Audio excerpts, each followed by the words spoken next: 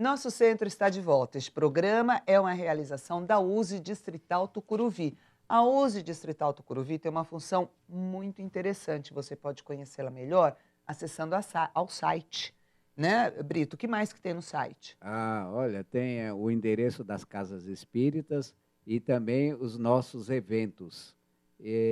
usetucuruvi.org.br. E o do nosso programa, o e-mail? O e-mail é nossocentro@tvmundi.com.br. Você faz sua sugestão, sua crítica e sua pergunta. Como esta daqui, você vai ver respondida aqui, ó. Como o Paulo Teles, do Imirim, São Paulo, que pergunta se é verdade que as pessoas que morrem neste século não voltam mais.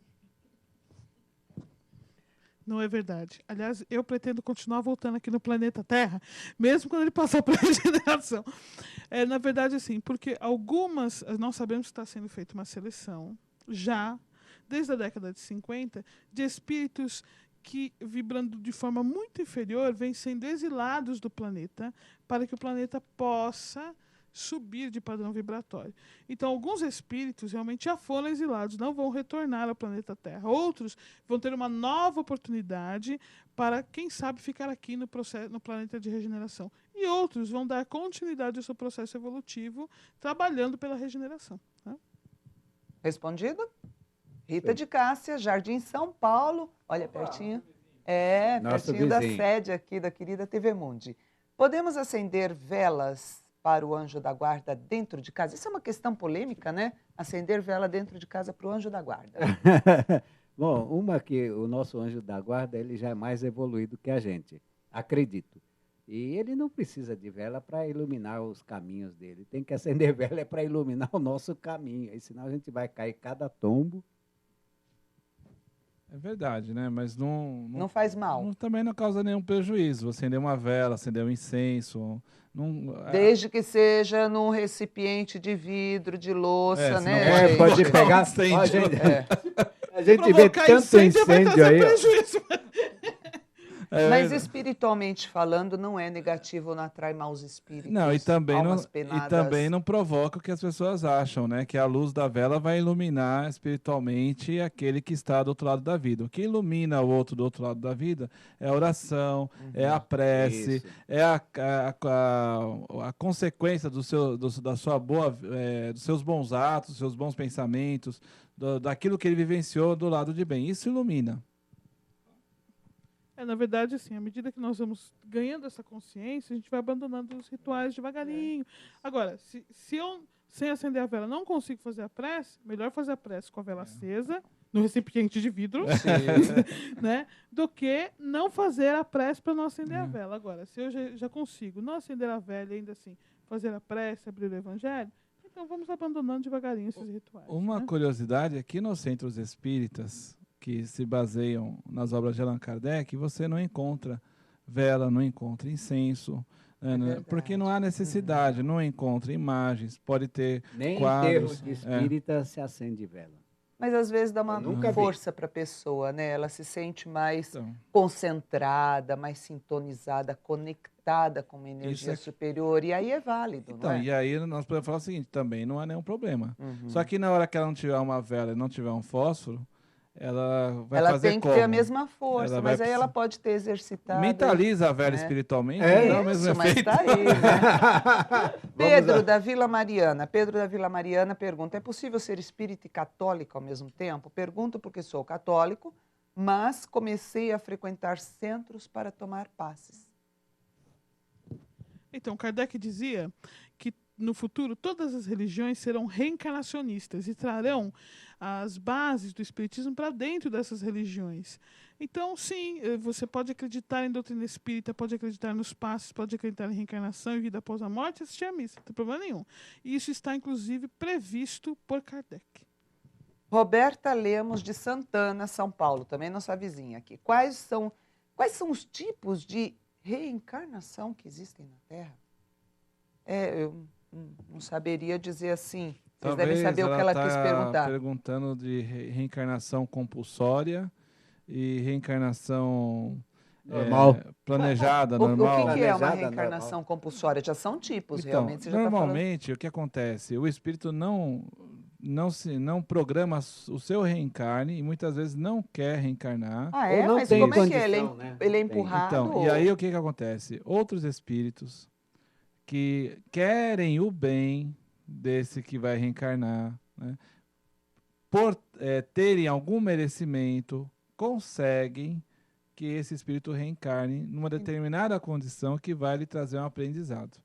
Né? Então, essa seria a reencarnação compulsória. O espírito ele não escolheu. Não escolheu, não quer vir, e é planejada a reencarnação e ele vem. E ele vem. Às vezes ele não quer mesmo reencarnar. Né? Poderia se explicar assim, caso de crianças assim que têm dificuldade para nascer, que o parto é muito demorado, muito difícil. Ou natimorto também. Ou né? natimorto. Ele abandona o corpo antes de reencarnar. Então, mas não pode falar que é uma regra geral. Não, né? não é regra geral. Mas, não é. Mas alguns casos se explicam assim, Sim. porque o espírito não quer reencarnar, ele se ausenta do corpo e aí nasce... É como dizer que a pessoa está viva. Você está pronta para morrer hoje? Você quer morrer hoje? Uma outra situação de reencarnação compulsória é o espírito que não acredita em reencarnação. Porque não é porque você desencarnou que chega lá e você começa, então todo mundo reencarna, não é assim. Então, não é assim? Não. Chega lá já fica sabendo de tudo? Se fosse. Ele pode, porque a espiritualidade superior não violenta ninguém. Então, vamos supor que durante toda a minha reencarnação, aliás, nós durante muito tempo não soubemos, enquanto espíritos, que nós reencarnamos. Para o mundo ocidental, a reencarnação, para muitos, começou com a doutrina espírita. E muitos até hoje não acreditam em reencarnação. Então, ele desencarna, ele vai para uma comunidade, vamos supor que ele seja evangélico. Ele vai para uma comunidade evangélica e dentro dessa comunidade ninguém acredita em reencarnação. Se ele precisar reencarnar, ele vai reencarnar compulsoriamente, sem saber, porque ele não acredita em reencarnação. Atendendo até leis de atração vibratória, né? Como ele não tem a sua vontade, mas vibratoriamente ele é atraído para determinado núcleo familiar e ali ele reencarna. O André Luiz, no livro no Mundo Maior, ele compara árvores que crescem sem ter consciência. Então, muitos espíritos reencarnam sem ter consciência e desencarnam sem ter consciência. São os passarinhos que espalham as sementes, não é? Isso. Geralmente, lá na vida espiritual, existem as separações, como aqui existem as separações. Católico com católico, protestante com protestante, ateu com ateu. Então, não é porque ele está lá, é que ele vai ser obrigado a acreditar na reencarnação. Mas, com o tempo... Sou obrigada a perguntar, não, desculpe, Roberto, Edmar, os ateus serão castigados? Não. Graças a Deus. Ele é ateu, graças a Deus. Mas, viu, Johnny, os tipos, né? Então, se eu entendi certa pergunta, tem a compulsória e tem a outra reencarnação que o próprio espírito planeja a sua vinda, escolhe seus pais. E a admissão também. Então, essa é planejada, porque antes da pessoa ter uma missão, quando ela é chamada, né, melhor dizendo, vou reencarnar com a missão. Então, você é chamado, né, se você quer realizar aquela missão, ou você pede para realizar aquela missão, então você está planejando. Né? Então, o missionário é uma reencarnação programada. Né, planejada. Agora, a de Jesus não foi reencarnação, foi encarnação. É pegadinha do Carlos, que foi a primeira... Encarnação a primeira e única, no né? planeta Terra. Então ele encarnou na Terra. Na Terra. Agora, mas ele reencarnou em outros qual planetas. Qual é o termo certo? Eu digo assim, que eu estou nessa encarnação, porque tararara, ou estou nessa reencarnação? Encarnação. A gente está na reencarnação. Os dois são certos. Os Você dois. está na encarnação, mas está reencarnando. Então... É pegadinha do Brito essa daí. Então, eu acho que agora vai ser a última de hoje, tá? Vanessa Martins Dias, não cita a cidade, pergunta: como o Evangelho, segundo o Espiritismo, encara as revelações bíblicas do livro do Apocalipse que está nos Evangelhos? Como o Evangelho segundo o Espiritismo não fala muito sobre o Apocalipse, mas a doutrina espírita fala bastante. Gênesis, né? No livro A Gênese, por exemplo. Encara, na verdade, nós consideramos o Apocalipse que está na Bíblia, no Novo Testamento, a única psicografia do Novo Testamento recebido por João Evangelista. E Jesus passou para ele aquelas previsões, quer dizer, o que poderia acontecer na fase de transição. Não precisava ser assim. Nós não precisaríamos passar por tudo isso se nós, enquanto humanidade, tivéssemos impulsionado a evolução da humanidade do planeta Terra de forma diferente. Mas Jesus, que nos conhece profundamente, sabe da nossa velocidade de evolução. Então, havia uma previsão em relação à fase de transição. Só que João Evangelista, por exemplo, não conhecia prédio. Vamos supor que ele vai falar das Torres Gêmeas lá. Como uma época que não tinha prédio, não tinha avião, ele ia descrever. As Torres Gêmeas. Usou alguns termos que... cavalos de fogo, entendeu? Altas montanhas, porque ele não... Como é que ele vai falar? Um prédio atingido por 2 aviões, entendeu? Não tinha. São imagens, não é? São imagens que você tem que interpretar. Né? O importante do Apocalipse, o final é feliz. As pessoas têm medo de ler o Apocalipse. Não vou ler, não, porque vai que acontece. Primeiro que nós estamos passando por ele, e o final é feliz, é bonito. Todos que seguem as leis divinas caminham para um planeta melhor.